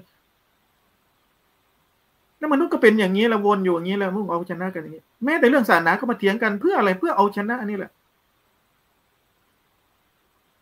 ที่เรามุ่งปกป้องทฤษฎีมุ่งปกป้องความเชื่อมุ่งปกป้องอะไรพวกนี้แล้วมันทุกข์สุดท้ายเถียงเสร็จก็กลับไปนอนกายหน้าผากหมดแรงมาอย่างเงี้ยแต่ถ้าเราปล่อยล่ะไม่ต้องแพ้ไม่ต้องชนะมันไม่เอาพูดไปเถอะอยากรู้อะไรก็เหมือนมีแฟนเถียงกันไม่จบไม่สิ้นใช่ไหมแล้วเราถ้าบอกว่าอยากพูดอะไรพูดฟังอย่างเดียวแล้วเหนื่อยพอที่จะเถียงแล้วใช่ไหมเถียงมาหลายทีแล้วเถียงจนสมองเป็นไมเกรนแล้วพอแล้วเอาเถอะอยากพูดอะไรก็พูดวางได้ไม่มีอารมณ์เลยทีนี้เสียงนั้นไม่มีผลต่อจิตใจของเราอีกเลยเมื่อก่อนเนี่ยโอ้ขึ้นใช่ไหมเข้ามาเนี่ยขึ้นกระแทกเหมือนโดนเดี๋ยวนี้ได้ยินอ๋อได้ยินหนอได้ยินหนอเงียบไม่มีความหมายอะไรเลยเนี่ยมันวางลงทีนี้พอไปตรงไหนทีนี้พอไปใครเสนอทฤษฎีอะไรเมื่อก่อนจะจ้องจะแย้งใช่ไหมไม่เห็นด้วยไม่เอาด้วยนะเดี๋ยวนี้ฟังอย่างเดียวแล้วอ๋อโอเคทำเลยครับทำเลยครับอย่างเดียวเลยตอนนี้เนี่ยเพราะว่ามานั่งคิดว่าถ้าเราไปเถียงกันไม่ได้ทำนั้นถ้าใครอยากทำเลยครับได้เลยครับลุยเลยครับนะเนี่ยคือเราไม่ปกป้องตัวตนแต่ไม่ใช่ว่าตัวตนหมดแต่เราเห็นว่าอ๋อมันออกมาแล้วมันออกมาจะสู้มันจะมาปกป้องอีกแล้วเพราะเราเห็นมันรู้มันก็สงบแต่ว่าถ้าไปสู้ไปอะไรเนี่ยโอ้โหมันเจ็บมาถึงนี่มันเดี๋ยวนี้มันมีผลทางกายมากเลยนะถ้าจิตเครียดที่เดียวผมจะมีผลทางกายคือกายกับจิตมันสัมพันธ์กันเร็วก็เลยรู้สึกว่ามันปล่อยดีกว่างั้นเนี่ยที่บอกว่าผู้สงบแล้วเนี่ยไม่ใช่บรรลุอรหันต์อะไรนะแต่ว่ามันเริ่มสงบลงเนี่ยธรรมบทก็เลยบอกว่าผู้สงบระงับละความชนะและความแพ้ได้แล้วย่อมอยู่เป็นสุขแล้วมันจะวางไงที่อาจารย์ว่าวางไม่ยากหรอกคือแค่ฟังเสียงตัวเองอย่าไปฟังเสียงโน่นมาช่างมันเถอะฟังเสียงว่าเราปกป้องอะไรเราโกรธขึ้นมาไหมเรารู้สึกไม่พอใจรู้สึกหงุดหงิดขึ้นมากับเสียงนั้นไหม พอเรารู้เนี่ยแค่รู้ว่าออกมาแล้วนะมาแล้วนะหยุดนะอย่ามามันไม่มีอิทธิพลกับกูอีกแล้วนะมึงจะมาอยู่เนี่ยกูไม่ได้นะพูดกับมันไล่มันไล่ตัวที่มันมาเนี่ยพูดตัวเองเนี่ยมันชนะได้นะพูดอร่อยนะแต่บางทีก็แพ้เพราะบางทีกิเลสเราก็มันพุ่งขึ้นมาโดยตัวทิฏฐิอย่างฟังอาจารย์เบียร์เมื่อคืนเนี่ยผมก็จะปกป้องว่ามันไม่ใช่มันสมองมันทำงานใช่ไหมอันนี้มันบิดเบือนมันไปพูดผิดเพราะเรารู้ว่าถูกไงก็รู้ไอ้ที่ถูกเป็นไงเขาก็เหมือนกันเวลาเราไปโจมตีศาสนาเขาก็รู้ว่าที่เขาถูกของเขาอะไรที่คุณพูดอ่ะผิดงั้นเวลาเราพูดถึงศาสนาอื่นเนี่ยนะไม่มีทางเลยที่จะพูดถูกมันผิดทั้งนั้นเลยเพราะว่าอะไรเหมือนเราเรียนปริญญาเอกอ่ะแล้วเรียนปริญญาเอกแล้วเด็กที่เขาเพิ่งไม่รู้เรื่องอะไรเราก็รู้มาพูดนี่มันทฤษฎีตรงนี้เองมันมีอีกเยอะที่คุณไม่ได้พูดถ้าเราเรียนพุทธศาสนามากแล้วคนคริสต์ที่เขาไม่ค่อยรู้อะไรเลยมาพูดถึงศาสนาพุทธเรารู้เลยโอ้ยอะไรเนี่ยไม่ใช่ใช่ไหมไอเราเหมือนกันเวลาเราไปพูดถึงอิสลามไปวิจารณ์คนอิสลามที่เขาเรียนมาเยอะบอกเฮ้ยอะไรเอาอะไรมาพูดเนี่ยไม่ใช่ศาสนาเราเนี่ยอย่างเงี้ยคริสต์ก็เหมือนกันฉะนั้นถ้าเราไปวิจารณ์ศาสนาอื่นเพื่อเอาชนะศาสนาอื่นเขาก็จะบอกโอ้ยเอาอะไรมาพูดเนี่ยไม่ใช่เลยอย่างเงี้ยมันจะเป็นแบบนี้ตลอดเลยนะงั้นกว่าเราจะเข้าใจศาสนาเราได้เราเรียนตั้งชีวิตไม่จบเนี่ยฉะนั้นที่เราจะเอาชนะศาสนาเขาเนี่ยไม่มีทางเรารู้เขาไม่ได้หรอกไอ้เขาเหมือนกันที่จะมาบอกว่าศาสนาพุทธไม่ดีคุณไม่รู้เรื่องอะไรเลยเราก็ตัดสินได้อย่างเงี้ยฉะนั้นแต่ว่าเวลาเขามาว่าศาสนาเราเนี่ยเราปล่อยวางได้ไหมไม่ต้องปกป้องได้ไหมอ้าวคิดยังไงเพราะพระพุทธเจ้าท่านไม่เห็นจะทุกข์อะไรเลยท่านเป็นผู้ตั้งศาสนาท่านไปแล้วทำไมเราต้องมาทุกข์เราก็วางได้แต่เราก็นำเสนอสิ่งที่ถูกต้องให้แค่นั้นเองโดยไม่โกรธได้ไหมถ้ามันวางเนี่ยแต่ไม่ใช่ว่าไม่ทำอะไรเลยนะเราก็เสนอโดยไม่มีอารมณ์ความรู้สึกเสนอเหตุผลไปเหมือนอาจารย์เบียร์แกพูดเหตุผลก็แกไปก็จะพูดว่าอะไรก็แกต้องพูดตามเหตุปัจจัยอย่างเดียวเลยพูดอธิบายอย่างเดียวเลยแกไม่มีอารมณ์อะไรแกพูดไปตามเหตุปัจจัยของแกเป็นอย่างนี้เหตุมันเป็นอย่างนี้ผลมันจึงเป็นอย่างนี้คือพูดด้วยหลักด้วยการอย่างเงี้ยแล้วไม่ไปโจมตีเขานะว่ามันไม่ดีอย่างนั้นไม่ดีอย่างนี้เลวอย่างไม่มีเนี่ยมันคือว่าพูดด้วยหลักแล้วก็เอาหลักไปถ้าเราหลักไปเราก็ไม่โกรธใครไม่เกลียดใครเพราะเราพูดแต่หลักเราไม่พูดถึงคนแต่ถ้าเราพูดถึงคนเมื่อไหร่เนี่ยมันก็จะเกิดการก่อเวรใช่ไหมเนี่ยทีนี้พอเราไปดูผมพยายามไปตามดูคอมเมนต์ว่าเป็นไงใช่ไหมเวลาเขาพูดเพราะว่ามีใครตัดสินว่าใครชนะใช่ไหมก็ปรากฏว่าพวกที่เป็นฝ่ายเขาก็จะเขียนโอ้พูดดีเหลือเกินเนี่ยอาจารย์เบียร์ครั้งนี้เนี่ยโอ้ยด้อยไปเลยอย่างนี้เราไปอ่านดูส่วนฝั่งพุทธก็ไปโอ้โหพูดอะไรก็ไม่รู้ออกทะเลว่าเขาต้องลงไม่รู้ใครชนะใครแพ้มีแต่อารมณ์ความรู้สึกเพราะเราแค่ฟังมันก็ไม่เกิดประโยชน์อะไรเนี่ยงั้นปล่อยวางเดี๋ยวมันยากนะเนี่ยปล่อยไม่ค่อยจะได้แต่พยายามปล่อยแต่ไม่เสนออะไรนะผมเสนอไปเรื่อยนะผมก็ให้ AI ทำดูว่ามันคืออะไรแล้วก็ส่งไปเพื่อให้ได้เห็นเหตุเห็นผลเพราะ AI มันคือเหตุผลมันไม่มีอารมณ์แต่ถ้ามนุษย์มันเถียงกันมันมีอารมณ์มันเข้าข้างมีคติเห็นไหมแล้วก็คิดว่าตัวเองชนะคนอื่นแพ้ตลอดทั้งที่เนี่ยเวลาเราไปดูมวยตัดสินนักมวยไอ้เกาหลีใต้ถูกต่อยจนเกือบจะหามแล้วน่ะกรรมการยกมือให้ชนะมวยไทยแพ้อย่างเงี้ยเมื่อก่อนเนี่ยผมก็นั่งดูความยุติธรรมมันไม่ได้มีจริงๆหรอกมันมีแต่ฝ่ายไหนเขาถืออำนาจแค่นั้นเองหลายครั้งเนี่ยผมดูมวยจนไม่ดูเลยเพราะว่าก็ดูไปดูมาเอาไปต่อยญี่ปุ่นมวยไทยเตะจนสุดท้ายเขายกมืออย่างเงี้ยเขาก็ชนะเราประท้วงไงเราก็แพ้เพราะกรรมการอย่างเงี้ยเนี่ยคือเราก็ไปคิดว่าถ้าไปยึดว่าชนะเลือกทุกอยู่หลายวันนะหลังช่างมันใครแพ้ใครชนะเราแค่ดูมวยจบก็เลยไม่ทุกอย่างเงี้ยคือมันปล่อยได้วางได้แต่มันกว่าจะวางได้มันนานนะอันนี้ประมาณนี้พระอาจารย์ฟังว่าอาจารย์วรกรน่าสนใจนะว่าเดี๋ยวนี้นี่ไม่แน่ใจว่าคนเราเนี่ยจะมีเมตตากรุณากันหรือเปล่านะต่างคนเนี่ยอยากเป็นนัมเบอร์วันทั้งนั้นเลยนะไม่มีใครอยากเป็นผู้ตามนะเดี๋ยวนี้อยากเป็นนัมเบอร์วันหมดเลยนะอาจารย์วนามีอะไรเพิ่มเติมไหมค่ะหัวข้อของเราได้ยินคำว่าอากับหลานความเป็นญาติที่ใกล้ชิดอาเนี่ยก็คือลักษณะของพ่อของพระเจ้าอาชาติศัตรูเนี่ยเป็นน้องของพระเจ้าประเสนที่โกศลลักษณะความเป็นอาเนี่ยเคยเลี้ยงหลานนะอาเนี่ยเคยอุ้มนะเคยป้อนข้าวนะเคยให้อาหารนะ ด้วยความรักพอเติบโตขึ้นมาก็มีหน้าที่การงานแบบนั้นแบบนี้เราจะเห็นได้ว่าสังคมเราในยุคปัจจุบันเนี่ยสมัยเอายุคเราตอนเด็กๆนะความเป็นอาความเป็นหลานความเป็นน้าความเป็นพี่เป็นน้องเนี่ยนะคะเราจะอบอุ่นนะอยู่ในครอบครัวอยู่ในชุมชนอยู่ในหมู่บ้านพ่อไม่อยู่แม่ไม่อยู่ก็ฝากอาฝากหลานตัวเราได้รับความคุ้มครองจากญาติมันเป็นสิ่งที่เรารู้สึกว่าโอ้มันเป็นความงดงามของสังคม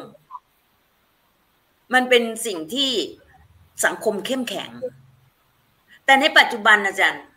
สิ่งเหล่านั้นน่ะมันจางลงไปมันหายไปเพราะอะไร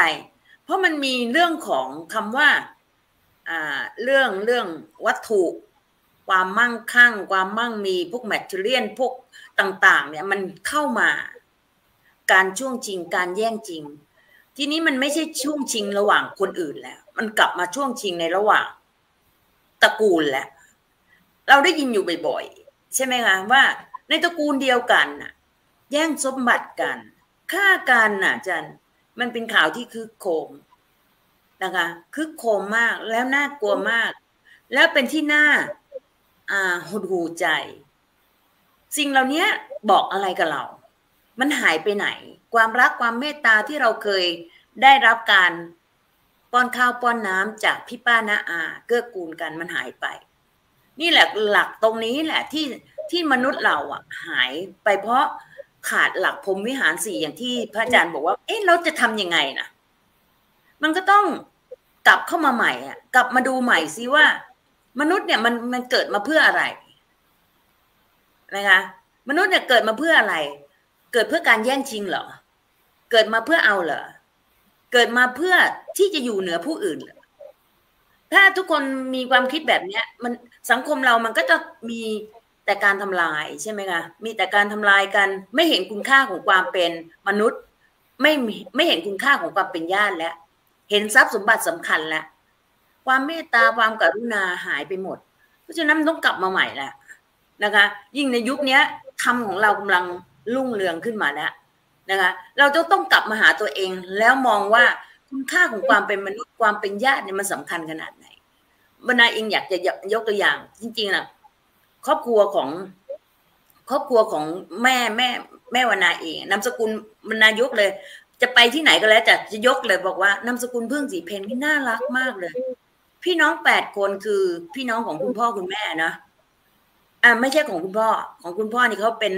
ลูกเดี่ยวแต่ของคุณแม่เนี่ยลูก8 คนนามสกุลพึ่งศรีเพนพี่ชายน้องชายคนไหนป่วยน้องสาวที่มีครอบครัวมีลูกมีหลานไปเฝ้าไปดูแลช่วยเหลือเกื้อกูลแล้วไม่มีการทะเลาะกันไม่มีการทะเลาะกันจริงๆหลังจากที่แม่เขาตายก็คือเราเรียกกันแม่แก่เขาเรียกแม่แก่ใช่ไหมคะแม่แก่เสียเพราะแก่เสียพี่ชายคนโตพี่สาวคนโตช่วยกันจัดทรัพย์สมบัติแบ่งที่นาให้กับน้องๆคนละ10 ไร่ส่วนที่ไม่ค่อยดีเท่าไหร่พี่ชายกับพี่สาวเอาไว้เองมีไหมคะแบบนี้เห็นไหมคะเลยวันนั้นจะพูดทุกครั้งเลยว่าโอ้โหนี่ตระกูลนี้ต้องเอาแบบอย่างของคุณพ่อคุณแม่เนี่ยซึ่งมันอบอุ่นน่ะพี่น้องก็อบอุ่นเพราะฉะนั้นในส่วนที่เราจะเห็นก็ว่ามันขาดหายไปเพราะว่าเราขาดหลักพรหมวิหาร4เราต้องกลับมาฟื้นใหม่แล้วเราจะเห็นคุณค่าที่แท้จริงของความเป็นญาติสำคัญอย่างยิ่งญาติทำให้เราเนี่ยได้เห็นว่าความดีของตระกูลมาจากความรักความสามัคคีกันนะคะพระเจ้าประสิทธิโกศลนะคะอาจจะเป็นช่วงหนึ่งที่ทำให้พระเจ้าอาชาติศัตรูรู้สึกว่าต้องแย่งชิงต้องอยู่เหนือแต่สิ่งเหล่านี้ยังโชคดีที่ท่านได้อยู่ในสมัยขององค์สัมมาสัมพุทธเจ้าใช่ไหมคะจึงได้มีการได้ยินได้ฟังบางสิ่งบางอย่างจึงทำให้คลายลงไปบ้างนะคะเจ้าค่ะพระอาจารย์ครับอาจารย์ท่านมีอะไรเพิ่มเติมไหมค่ะเพราะจริงๆก็มีหลายประเด็นเนาะแต่ว่าพอดีเดี๋ยวต่อประเด็นของอาจารย์วรรณาก่อนว่าทันเองมีโอกาสได้อยู่ในยุคที่ทันกับการที่ทานข้าวพร้อมหน้าพร้อมตาพ่อแม่ลูกในครอบพี่น้องในครอบครัวค่ะแล้วก็ การทานข้าวกับพี่ป้าน้าอาปู่ย่าตายายคือเวลาที่สังคมชนบทเมื่อสมัย30-40 ปีที่แล้วเนาะมันก็เห็นถึงบรรยากาศเนี่ยค่ะเห็นถึงความอบอุ่นเห็นถึงการที่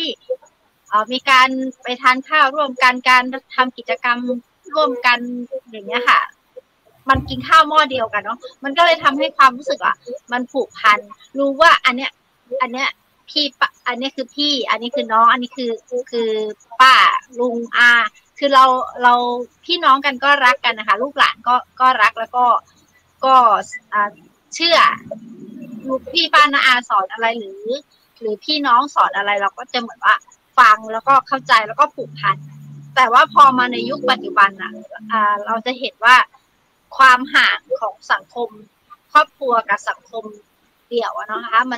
มันเห็นถึงความที่แบบว่าทุกคนต้องกระตือรือร้นในการหางานในการทำงานเนาะกินข้าวก็คือแบบใครหิวก็กินเลยเปิดหม้อกินก็กินกันไปไม่ต้องมาหรอกว่าอุ้ยรอพ่อก่อนนะรอแม่ก่อนนะรอทุกคนมารวมกันก่อนนะแล้วค่อยกินแล้วก็พูดคุยกันอะไรมันไม่มีแล้วแล้วก็ที่สำคัญคือเด็กยุคนี้ค่ะเด็กยุคนี้มันมีความคิดอันนึงที่เขาบอกว่าเกิดก่อนก็ไม่ได้แปลว่าถูกถ้าเกิดใครหลายๆคนจะได้ยินคำนี้เนาะเราเองก็เคยโดนได้ยิน เขาบอกว่าเกิดก่อนไม่ได้แปลว่าถูกเสมอไปนะคือเขาก็มีเหตุผลมีวิธีคิดของเขาเพราะฉะนั้นนะคะมันกลายเป็นสิ่งหนึ่งที่ทำให้เกิดสังคมที่มันอาจจะไม่อบอุ่นหรือว่ามันถูกแบบว่าจะมาบอกว่าอ๋ออันนี้ฉันเป็นป้าเธอนะฉันเป็นอาเธอนะเธออย่ามาพูดอย่างนี้กับฉันนะไม่ได้นะคือแบบมันมีศักดิ์ศรีอะไรเงี้ยมันไม่ได้แล้วค่ะเราก็ต้องเหมือนว่าคือแบบมันมาทำใจที่ใจเราเองอะค่ะว่าทำยังไงถึงจะยอมรับคำพูดเหล่านี้หรือยอมที่จะถอยออกมามองห่างๆอย่างห่วงๆอะไรอย่างเงี้ยค่ะอันเนี้ยมันก็เป็นอีกเหตุผลหนึ่งเนาะที่ต่อจากอาจารย์วรรณาได้พูดไปอะค่ะแต่ว่าแล้วก็เรื่องของเศรษฐกิจในปัจจุบันเนาะที่มีการอย่างเรื่องเมื่อกี้ลองเปิดเสิร์ชดูค่ะก็คือเรื่องที่เราเด่นๆเลยในช่วงเศรษฐกิจตอนนี้ก็คือเรื่องตอนที่ประธานาธิบดีสหรัฐก็คือทรัมป์อะค่ะขึ้นเป็นประธานาธิบดีเนาะเราก็เห็นเลยว่าพอทรัมป์ขึ้นเป็นประธานาธิบดีปุ๊บอะค่ะทองตกแล้วก็ทุกคนกลัวการซื้อขายเนี่ยเขาบอกเลยว่าทรัมป์ขู่เพิ่มภาษีนำเข้าสินค้าจาก3 ประเทศก็คือเม็กซิโกแคนาดาและจีนซึ่งถ้าเกิดไม่ทำตามนโยบายของทรัมป์นะคะ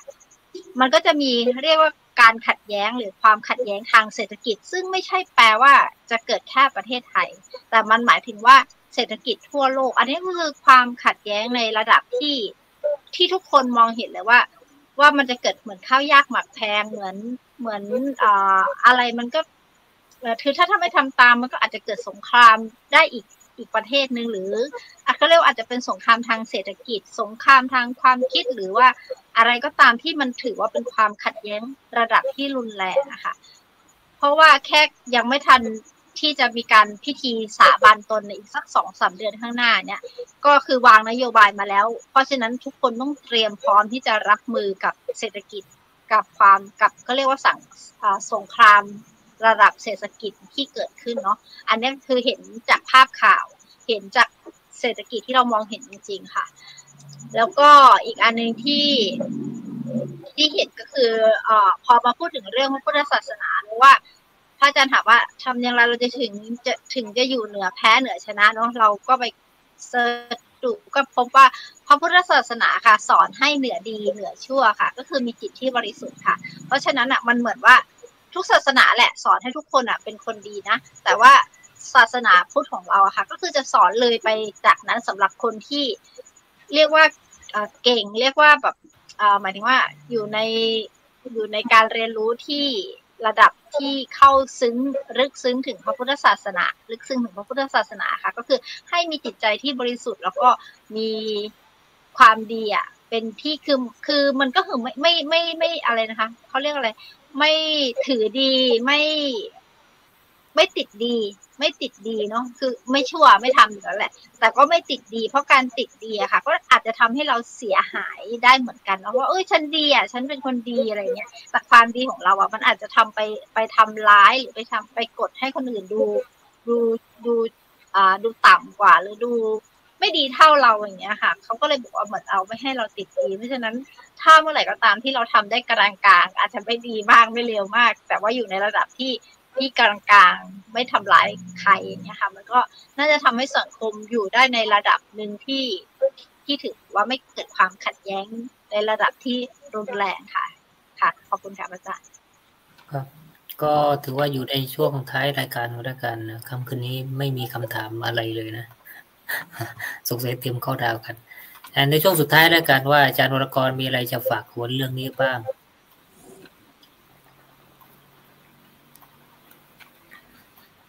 อันนี้ก็พุทธภาษิตก็บอกนะฮะเรามุ่งเอาชนะก็จะก่อเวรแพ้ก็ทุกข์ทมและตมเท่าดีที่สุดคือไม่มุ่งเอาชนะไม่คิดเรื่องแพ้เรื่องชนะที่มันยากเพราะว่าสังคมมนุษย์หรือมนุษย์ทั่วไปมันต้องแข่งขันกันตลอดแม้แต่สอบยังแข่งกันเลยว่าใครได้เกรดมากเกรดน้อยระบบการโรงเรียนก็แข่งกันตลอดใช่ไหมทุกเรื่องแข่งขันหมดมนุษย์เนี่ยมันแข่งขันนี่เราจะแข่งขันยังไงให้ไม่มีความทุกข์เราก็ต้องแข่งเราต้องอยู่ในโลกมนุษย์เนี่ยแต่ว่าเราไม่ทุกข์ได้ไหมอันนี้คือคำถามที่พระเจ้าถามว่าเราไปฟ้องเนี่ยมีคนมาขโมยของในบ้านเราเนี่ยมีคนมากู้หนี้ยืมสินเราแล้วไม่คืนเนี่ยเราไปฟ้องโดยไม่ทุกข์ได้ไหมเราไม่ในส่วนใหญ่มันทุกข์และโกรธเกลียดอาฆาตพยาบาทมันจองเวรมันทุกข์ด้วยแต่ว่าเราไปโดยที่ไปทวงคืนด้วยเหตุด้วยผลตามเหตุปัจจัยของเราเนี่ยได้ไหมเราอยู่ในโลกใบนี้โดยที่อยู่ตามเหตุปัจจัยโดยที่อารมณ์ของเราลดลงเรานี่ผู้สงบไงในนี้ที่บอกไงมันต้องสงบไงสงบมันจึงไประงับใช่ไหมงั้นเนี่ยมันจะสงบได้ไงมันจะระงับได้ไงนั้นกระบวนการพัฒนามันจึงครบอยู่ในศาสนาพุทธที่เรียกว่ามรรคแปดมรรคแปดก็คือศีลสมาธิปัญญานั่นแหละมันก็ต้องไปตามขั้นตอนนั้นงั้นเนี่ยถ้ามันระบบมันถูกพัฒนามันเราเดินไปตามระบบนั้นพอไปถึงจุดหนึ่งเนี่ยเราก็ทิ้งไปไม่ต้องไปยึดแม้แต่ธรรมะเราก็ไม่ต้องยึดมันเป็นแพรทิ้งไปหมดอย่างนั้นเราก็จะไม่ทุกข์ใครมาด่าพระพุทธเจ้าด่าอะไรเราไม่ทุกข์ถ้าเรายังยึดอยู่มันก็ทุกข์เช่นคนมาด่าพระเจ้าเราต้องถือพระเจ้าเราก็โกรธอาฆาตพยาบาทอย่างเงี้ยนั้นแม้แต่ใครจะมาด่าธรรมะจะมาวิพากษ์วิจารณ์ด่าพระพุทธธรรมพระสงฆ์หรือใครไม่ด่าไม่เรื่องของเขาเป็นกรรมของเขาไม่ใช่เราก็ปล่อยวางได้เราแต่นี่มันทำไม่ได้ไงมันทำไม่ได้มันถึงโกรธถึงอาฆาตมันถึงปกป้องมันถึงคุ้มครองมันถึงยึดมันถึงได้วางไว้ลงมันแบกกันไว้เต็มไปหมดใช่ไหมแล้วจะให้คนอื่นมาแบกอีกมันก็ไม่ได้ใช่ไหมเพราะเราวางอีกไม่ได้จะให้คนอื่นวางได้ไงใช่ไหมงั้นก็ต้องฝึกวางฝึกปล่อยฝึกยังไงก็นั่นแหละมันมีวิธีการอยู่ในพุทธศาสนามันมีขั้นมีตอนปัญหาคือไม่ได้ไปปฏิบัติแค่นั้นแหละถ้าปฏิบัติมันก็ปล่อยได้วางได้สุดท้ายก็ไม่มีแพ้ไม่มีชนะมันก็สงบเนี่ยมันก็ปล่อยทั้งหมดแหละไม่ยึดไม่ถือเนี่ยประมาณนี้ครับครับอาจารย์ทันมีอะไรเพิ่มเติมไหมค่ำคืนนี้ค่ะก็จริงๆแล้วเรื่องนี้อย่างที่บอกนะคะว่าสุดท้ายแล้วของคุณธรรมที่น่าสนใจของพระเจ้าประสิทธิโกศลก็คือว่าเป็นคนที่มุ่งมั่นในการเผยแผ่หลักธรรมของพระพุทธเจ้าค่ะแล้วก็เสียสละประโยชน์ส่วนตนค่ะเพื่อประโยชน์ส่วนรวมในหลายๆครั้งที่เราเห็นถึงเรื่องของสิ่งนี้หรือว่าทำบทเหล่านี้ค่ะจะเห็นว่าสิ่งต่างๆที่เกิดขึ้นมันก็มีทั้งข้อคิดที่เป็นทั้งด้านบวกและด้านลบเนาะแต่ว่าเราก็พยายามที่จะมุ่งมั่นที่พยายามที่จะหาหลักหรือว่าทางเลือกหรือทางสิ่งที่ดีๆที่เป็นแนวคิดเป็นต้นแบบหรือว่าเป็นสิ่งดีๆที่มันเกิดขึ้นนะคะเพราะว่าอันนี้ก็ถือว่าเป็นเรื่องราวธรรมบทอันนี้ก็ถือว่าเป็นอันนึงที่เห็นถึงว่าพอพระศาสดาสอนแล้วว่าผู้ชนะย่อมก่อเวรผู้แพ้ย่อมอยู่เป็นทุกข์ผู้สงบระงับละ ความชนะและความแพ้ได้แล้วย่อมอยู่เป็นสุขอะค่ะมันก็เห็นถึงว่ามันเหมือนพอมันมีสุขมีทุกข์แต่ว่าพอมันไม่ยึดติดอะมันก็อยู่สงบเป็นสุขได้อย่างเงี้ยค่ะมันเห็นถึงธรรมะเห็นถึงการกระทำที่เรียบง่ายแต่ว่าได้ใจความแล้วก็ได้เป็นแนวทางที่ดีอันนึงในการที่เราสามารถนำมาเป็นต้นแบบหรือว่ามาเป็นข้อคิดให้กับชีวิตประจำวันได้ค่ะพระอาจารย์ขอบคุณค่ะครับในช่วงสุดท้ายวันนี้อาจารย์วรรณาจะได้ฝากอะไรทิ้งท้ายเอาไว้นะเผื่อถึงปีหน้าเลยอาจารย์วรรณาค่ะพระอาจารย์เรื่องนี้คือเรื่องของแพ้กับชนะเลยสิ่งที่สำคัญที่สุดนะคะมนุษย์เกิดมาต้องคำว่าดิ้นรนแข่งขันนะคะแต่ท้ายที่สุดธรรมะจะสอนให้เราได้ชัดเจนว่าเราต้องแข่งกับตัวเองการแข่งกับตนเองเนี่ยท้ายที่สุดเมื่อเราเอาตัวเองเก่งเนี่ยแล้วเอาความเก่งของเราเนี่ยไปนอบน้อมต่อสังคมความที่เป็นผู้ที่มีความเก่งเป็นผู้ที่มีพลังมันจะเชื่อมโยงให้เราเนี่ยสามารถอยู่กับสังคมได้อย่างเป็นปกติแล้วสามารถสร้างแบบอย่างของสังคมให้เห็นว่าคุณลองทำตัวเองสิลองแข่งกับตัวเองคุณเก่งอย่างที่คุณกำลังอยากจะเป็นคุณไม่ต้องไปเอาชนะใครแต่ขอให้ชนะตัวเองให้ได้เมื่อคุณชนะตัวเองได้คุณจะเห็นว่าความเป็นผู้ที่มีความประเสริฐหรือปัญญาเนี่ยจะเข้ามาช่วยซัพพอร์ตคุณทันทีนะคะอันนี้เป็นสิ่งที่วรรณามองว่าถ้าทุกคนแข่งกับตนเองนะคะแล้วนอบน้อมต่อบุคคลทั่วๆไปความนอบน้อมตรงนั้นน่ะมันจะมีระดับการนอบน้อมอยู่แล้วนอบน้อมต่อผู้ใหญ่นอบน้อมต่อเด็กนอบน้อมต่อเพื่อนสิ่งต่างๆเหล่านี้จะเป็นตัวเชื่อมโยงให้เกิดความรักความมั่นคงจากการที่เราเอาแพ้เอาชนะมาเป็นความนอบน้อมแข่งกับตัวเองครับพระอาจารย์ครับก็ค่ำคืนนี้ธรรมะราตรีสวัสดิ์เจอกันใหม่โอกาสหน้า